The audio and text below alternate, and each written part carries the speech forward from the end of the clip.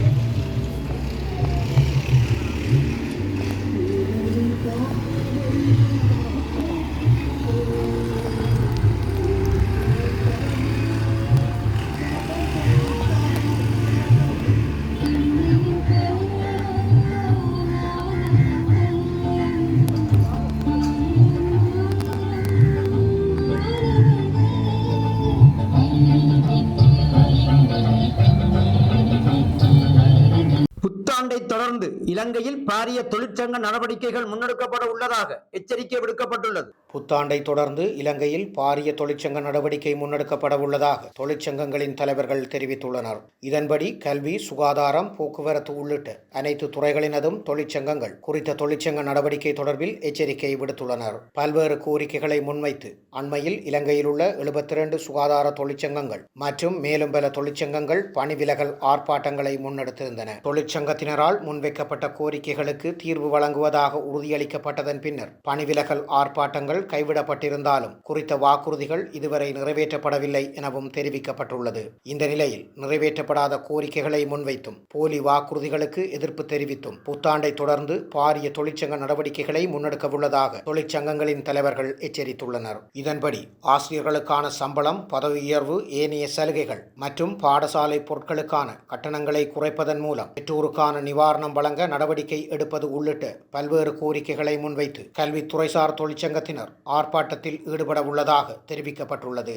சுகாதாரத்துறையில் தற்போது பாரிய பிரச்சனையாக கருதப்படும் சம்பள மற்றும் ஏனைய சலுகைகள் தொடர்பான கோரிக்கைகளுக்கு இதுவரை தீர்வு வழங்கப்படவில்லை என சுகாதார தொழிற்சங்க கூட்டணியின் இணை அமைப்பாளர் சானக தர்மவிக்ரம தெரிவித்துள்ளார். கிராம சேவகர்களின் நியமனம் தொடர்பில் காலம் நீடிக்கும் பிரச்சினைகளுக்கு தீர்வு பெற்றுக் கொடுக்க அரசாங்கம் தவறியுள்ளதாக இலங்கை கிராம உத்தியோகத்தர் சங்கத்தின் தேசிய அமைப்பாளர் நெவில் விஜயரத்ன குறிப்பிட்டுள்ளார். அத்துடன் போக்குவரத்து சபையில் காணப்படும் பிரச்சினைகளுக்கு தீர்வு பெற்றுக் கொடுக்கப்படும் என எழுத்து மூலம் உறுதி வழங்கப்பட்டாலும் அது தொடர்பான எந்தவொரு நடவடிக்கையும் இதுவரை மேற்கொள்ளப்படவில்லை என அகில இலங்கை போக்குவரத்து தொழிலாளர் சங்கத்தின் பொதுச் செயலாளர் சேபால லியன தெரிவித்துள்ளார். நீண்ட காலமாக நீடித்து வரும் போக்குவரத்து சபையின் ஊழியர்களுக்கான சம்பள பிரச்சினையை அரசாங்கமும் பொறுப்பதிகாரிகளும் தொடர்ந்தும் நிராகரித்து வருவதாக அவர் சுட்டிக்காட்டியுள்ளார். இந்த நிலையில் புத்தாண்டு காலத்திலாவது தங்களுக்கு வழங்கப்பட வேண்டிய சலுகைகள் வழங்கப்பட வேண்டும் எனவும் இதற்கான நடவடிக்கைகள் எடுக்கப்படாத பட்சத்தில் தொடர் வேலைநிறுத்த போராட்டத்தில் ஈடுபட உள்ளதாகவும் போக்குவரத்து தொழிற்சங்கத்தினர் எச்சரித்துள்ளதாக சேபால லியனகே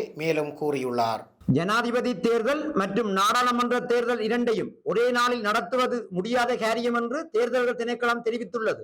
ஜனாதிபதி தேர்தல் மற்றும் நாடாளுமன்ற தேர்தல் இரண்டையும் ஒரே நாளில் நடத்த வேண்டும் என்று சிலர் கோரிக்கை விடுத்துள்ள நிலையில் நடைமுறை சிக்கலால் அது முடியாத காரியம் என்று தேர்தல்கள் திணைக்களம் தெரிவித்துள்ளது. நாடாளுமன்ற தேர்தலை பொறுத்தவரை எந்தவொரு தேர்தல் மாவட்டத்திற்கும் தனித்தனியான வாக்குச்சீட்டுகள் அச்சிடப்பட வேண்டும். எனினும் ஜனாதிபதி தேர்தலின் போது அனைத்து மாவட்டங்களுக்கும் ஒரே வாக்குச்சீட்டு அச்சிடப்பட வேண்டும். இந்த இரண்டு தேர்தல்களிலும் அரசியல் கட்சிகள் வெவ்வேறு விதமான கூட்டணி அமைக்கின்றன. இந்த நிலையில் ஜனாதிபதி தேர்தலில் ஒரு வேட்பாளரை ஆதரிக்கும் அரசியல் கூட்டணி பொது தேர்தலில் பிரிந்துவிடும் வாய்ப்புள்ளது என்றும் தேர்தல்கள் திணைக்களம் தெரிவித்துள்ளது. மன்னர் நாகதாழ்வு கிராமத்தில் பொது மயானமின்றி உடல்களை தகனம் செய்வதற்கு மக்கள் பெரும் துன்பங்களை எதிர்கொண்டு வருகின்றனர். மன்னார் மாவட்டத்தின் நாகதாழ்வு கிராமத்தில் பொதுமயானம் இன்றி மக்கள் பெரும் துயரங்களை எதிர்கொண்டு வருகின்றனர். இந்த நிலையில் இன்று அங்கு பெய்த கடும் மழையால் இறுதிச் சடங்கினை நடாத்துவதில் சிரமம் ஏற்பட்டிருந்தது. போர்க்காலத்திற்கு முன்னர் இந்த கிராம மக்கள் பயன்படுத்தி வந்த பொதுமயானம் வன ஜீவராசிகள் திணைக்களத்தினரின் கட்டுப்பாட்டுக்குள் இருப்பதன் காரணமாக மக்கள் பொதுமயானம் இன்றி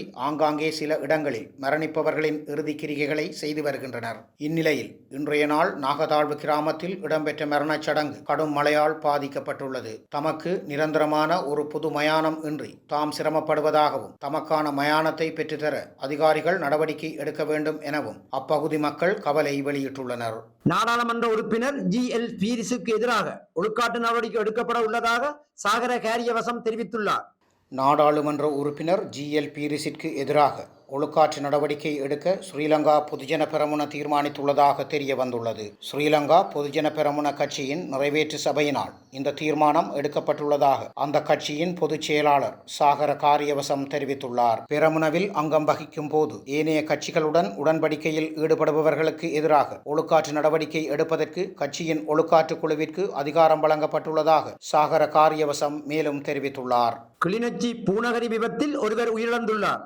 கிளிநொச்சி பூநகரி வாடியடி பகுதியில் இடம்பெற்ற விபத்தில் ஒருவர் உயிரிழந்துள்ளார். இந்த விபத்து நேற்று இரவு 7:30 மணியளவில் இடம்பெற்றுள்ளது.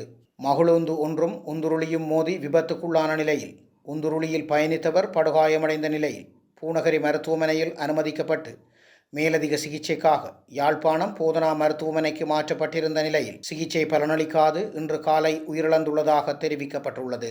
உயிரிழந்தவர் பூநகரி பள்ளிக்குடாவைச் சேர்ந்த 36 அகவையுடைய ராஜலிங்கம் சங்கீதன் என்று தெரிவிக்கப்பட்டுள்ளது. விபத்து குறித்த விசாரணைகளை பூநகரி ஸ்ரீலங்கா காவல்துறையினர் முன்னெடுத்துள்ளதாக தெரிவிக்கப்பட்டுள்ளது. இலங்கையில் கோவிட் தொற்றுக்கு உள்ளாகி ஒருவர் உயிரிழந்துள்ளார்.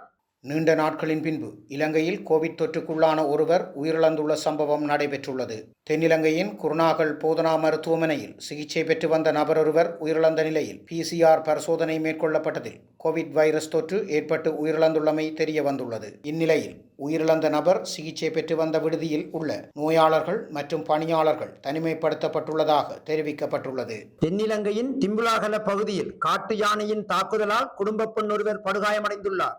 பகுதியில் காட்டு யானை தாக்கியதில் இளம் குடும்ப பெண் ஒருவர் படுகாயமடைந்துள்ளார். இன்று அதிகாலை அவரது வீட்டை காட்டு யானை தாக்கியதில் வீட்டு சுவர் உடைந்து செங்கட்டிகள் இவர் மீது வீழ்ந்துள்ளதுடன் சுவரும் இடிந்து வீழ்ந்ததில் அதற்குள் அகப்பட்டு குறித்த பெண் படுகாயம் அடைந்துள்ளார். படுகாயமடைந்தவர் அதே பகுதியைச் சேர்ந்த 26 அகவையுடைய இளம் குடும்ப பெண் என்று தெரிவிக்கப்பட்டுள்ளது. இதேவேளை குறித்த காட்டு யானை அதன் அருகான மகுள் தாமன என்ற கிராமத்தில் உள்ள மற்றொரு வீட்டை சேதப்படுத்தியுள்ளதாகவும் தெரிவிக்கப்பட்டுள்ளது. இனி சர்வதேச செய்திகள்.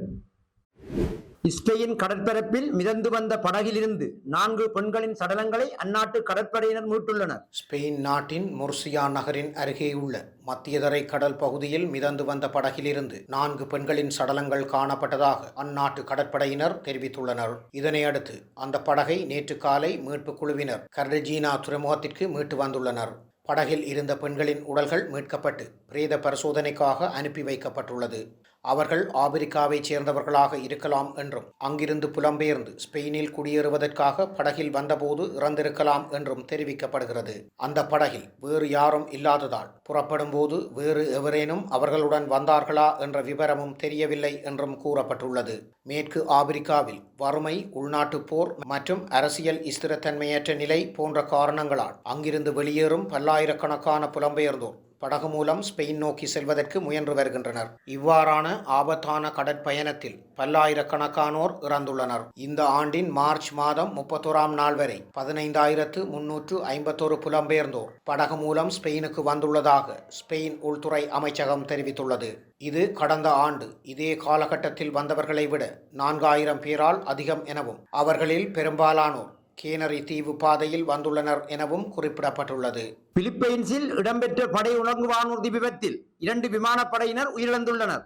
பிலிப்பைன்ஸின் காவிட் மாகாணத்தில் உள்ள கடற்படை தளத்தில் இடம்பெற்ற படை உலங்கு வானூர்தி விபத்தில் சிக்கி 2 படையினர் உயிரிழந்துள்ளனர். சாங்கி விமான நிலையத்தில் இருந்து படை பயிற்சிகளுக்காக கடற்படை தளத்திற்கு புறப்பட்ட உலங்கு வானூர்தியே இவ்வாறு விபத்துக்குள்ளாகியுள்ளதாக பிலிப்பைன்ஸ் ஊடகங்கள் தெரிவித்துள்ளன. இந்த உலங்கு வானூர்தி விமானியின் கட்டுப்பாட்டை இழந்து விபத்துக்குள்ளானதாக தெரிவிக்கப்பட்டுள்ளது. பிலிப்பைன்ஸ் நகரான கேவிட்டின் சந்தை பகுதி அருகான இடத்தில் உலங்கு வானூர்தி விழுந்து நொறுங்கி விபத்துக்குள்ளாகியுள்ளது. இந்த விபத்தில் சிக்கி 2 படையினரும் உயிரிழந்துள்ளதை அடுத்து படை பயிற்சிகள் தற்காலிகமாக நிறுத்தப்பட்டுள்ளதாகவும் தெரிவிக்கப்பட்டுள்ளது.